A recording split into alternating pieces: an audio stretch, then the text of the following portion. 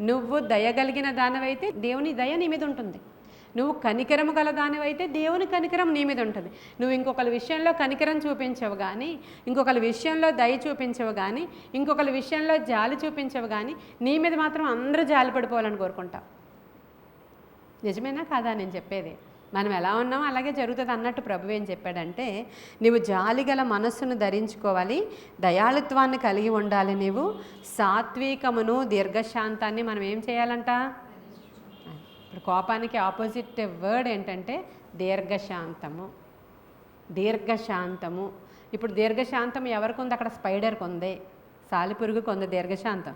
ఎన్నిసార్లు దాని గూడు చెదరగొట్టినా మరలా కట్టుకునేటువంటి సాలిడిని దేవుడు చూపిస్తున్నాడు. అది ఎక్కడుంటుంది? అంత దీర్ఘశాంతం వహించినది ఎక్కడుంటుంది? రాజుల గృహంలో ఉంటుందంట. హల్లెలూయా. రాజుల గృహంలో ఇంకేమీ ఉండడానికి వీల్లేదు. అంత దీర్ఘశాంతం దానికి ఉంది కాబట్టి అది రాజుల గృహంలో ఉంటుంది అంటది.